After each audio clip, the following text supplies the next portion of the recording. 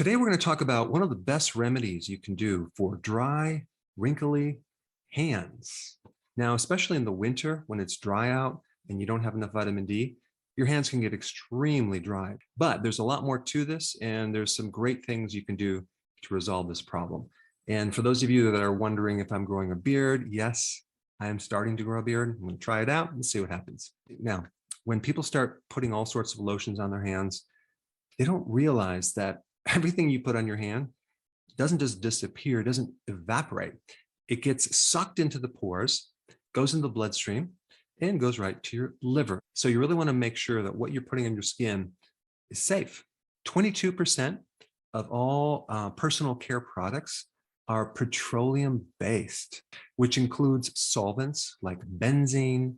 It includes mineral oil, which, by the way, will pull out a lot of the key fat-soluble vitamins like vitamin A, D, E, and vitamin K, leaving your hands very dehydrated, dry, red, cracking, and even itchy. Then we have the chemicals in tap water. I mean, you have fluoride, chlorine, which are very, very harsh on your skin, not just your hands, but your face, your entire body when you take a shower. Really good idea to get a shower filter, but our skin is constantly bombarded by all sorts of chemicals and things that make us look older. Now, if we compound that by our current situation where people have to wash their hands 20 times a day, you can imagine what this does to the hands. Now, I'm going to be totally upfront. I'm not against washing your hands. I think you should definitely be washing your hands to decrease the spread of viruses. I wash my hands very frequently, so I'm not against that. However, if you find that your hands are completely dried out, red, itchy, cracking, looking scaly and old, there's some important things you can do other than just going down to the local drugstore and getting some lotion and putting it on your hands and then finding out that, wow, within 5 minutes, it's right back to being dry again. What you have to be aware of is that there are thousands of different types of species or microbes, friendly microbes living on your hands and all around your body. And yes, you can call them germs, but they're friendly germs, okay? You also have friendly funguses, about 14 different funguses that are living on your hands. Now, what's interesting is they've done different assessments on this microbiome living on the surface of our skin, and they isolated different types of microbes in different places. And I found it interesting that the area of the body that had the most diversified fungal species is actually on your heels. Fascinating. But on your hands, you have about 14 different types of funguses, and these are friendly. We call this microbe relationship a symbiotic relationship. Symbiotic means working together, having some mutual benefits back and forth. The microbes protect us. We give them a home to live. Then you have all these different types of microbes that have a symbiotic relationship with each other. So they have to learn to live together, right?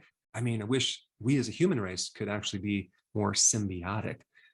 Some people just have a very difficult time tolerating differences, different cultures, different viewpoints, and different beliefs. So in order to have a symbiotic relationship, we have to have a lot of tolerance of differences. And you need to have the awareness that these so-called germs are not harmful. And we don't necessarily have to have this anti-germ or microbe viewpoint, because we can't even exist without these microbes. They actually help our survival. They make vitamins, they give us immune protection, and without them being on your hands, the pathogens, the bad microbes start to develop, and they create a lot of problems. And there's also another interesting thing. You can have non-pathogenic microbes and change the environment, like make the environment more stressful, and have those non-pathogenic microbes turn into pathogens. So just a change of environment will alter the type of microbes that are living on your body. Apparently, when you stress them out, some of them go a little bit crazy. So it's very, very important to have a good environment, a healthy environment for your microbes to live and not continually stress them out. And this is why when we get to the remedy, there's a couple things that you'll add to the skin that will make a huge difference in having these microbes start thriving. Now, the other thing I want to bring up is the pH of your skin. It's not alkaline, it's acidic. It's between 4 and 4.5. So that's actually pretty acid. And if the pH goes too high, becomes more alkaline, all sorts of things happen. Your skin starts to swell, it can become inflamed. So you really need to understand what you put on your body so you don't put the wrong thing and end up creating a problem. Now, I do want to mention one other thing, and this is what I try to educate people on over and over and over.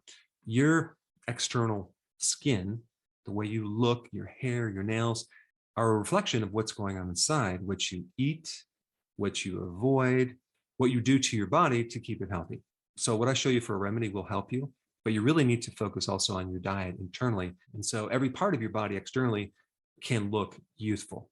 And yes, I'm talking about lowering your carbohydrates and doing intermittent fasting. Two very powerful things that will slow down the oxidation or the rusting out of your tissues. Because it's the sugar, the refined flour products, like in grains, as well as the so-called vegetable oils, which like the soy canola oil that is in so many of our foods, that just makes our skin especially age at a very fast rate. So there's two main goals for the hands, okay? Number one, we want to, of course, avoid things that are making them dry and older. So in other words, if you're using lotions that have petroleum-based products, just don't use those anymore. And as a side note, I have a greenhouse, and so I'm working with soil all day long. I learned very, very quickly that you must wear gloves, because if you dig your hands into soil with all the clays and all the different minerals and the microbes living in the soil, boy, you can dry out your hands so fast. So you have to wear gloves if you're working with soil, or if you're working with pottery, or you're being exposed to different chemicals at work. I know of one gentleman that was working with solvents, and these solvents just pulled out all the vitamin E from his hands, and they were literally red, cracking, blistery. And so any type of petroleum-based mineral oil solvents pull out all these fat-soluble vitamins. And so you better put it back in. And so the two main goals I would recommend is, number one, put back into your hands these fat-soluble vitamins, vitamin A, D, E, and vitamin K. And number two, recognize that you have these friendly microbes living on your skin. They're symbiotic, and don't try to kill them continually without allowing them to be reestablished. So it's very, very important, between the constant washing of the hands and exposure to chemicals, that you allow the hands to reestablish their microbes and even nourish the microbes with what I'm going to show you next. So here's the remedy. It's going to be a blend of just 3 simple ingredients, okay? One is you're going to use egg yolks, okay? You're not going to put the white of the egg. You're going to use 1 egg yolk, put in a little bowl. What's so special about an egg yolk? An egg yolk is an embryo, and it contains all of the fat-soluble vitamins, as well as other essential fats that it's going to be really hard to get in other foods. And so this egg yolk is loaded with retinol, vitamin A, vitamin E, it has vitamin D, it has vitamin K, it has omega-3 fatty acids, and all of these vitamins are going to be able to be absorbed into the skin. Not to mention, it's very high in lecithin, and lecithin really helps to soften up the hands. Lecithin also is the antidote to cholesterol, so it helps to break down cholesterol too. And then we have choline, which is another good nutrient that can help act as a bile salt, actually, and help to dissolve some of these other key fat-soluble nutrients, so it can go right into your skin. So we get a little bowl, take 1 egg yolk, put it into the bowl. Then you're going to take 1 teaspoon, or 14 grams, of raw honey, preferably Manuka honey, and you're going to put that in the bowl too, and you're going to just mix it around. Now, Manuka honey is antibacterial, antiviral, antifungal. It's great for wound healing. It's great as an anti-inflammatory. It's wonderful for your skin. Plus, the sugar in the honey actually feeds the microbes. And this application that you're going to mix up and use on your hands, I only recommend using it like twice a week, because You don't want to make sugar junkies out of these microbes and feed them too much sugar. But one strategy for farming is to add some type of molasses or something into the soil so these microbes can live, because microbes do eat carbs. Microbes are not on the ketogenic diet.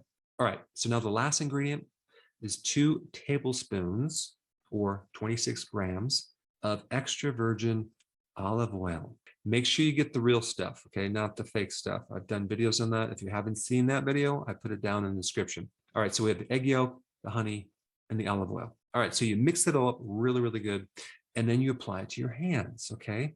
For 20 minutes. Don't wash your hands right away. Let it soak in, okay? Let it heal. Let it feed the microbes and reestablish some of these microbes. And then after 20 minutes, just rinse your hands off. You're going to find that your hands are extremely soft and they feel really good. And I recommend doing it right before you go to bed. So that way, all night long, you're not washing your hands, you're just allowing them to heal. And I would recommend doing this 2 times a week. All right, so now that you have that remedy, the next video I'm going to recommend has to do with anti-aging and looking youthful. If you haven't seen that video, you definitely need to check it out. I put it up right here.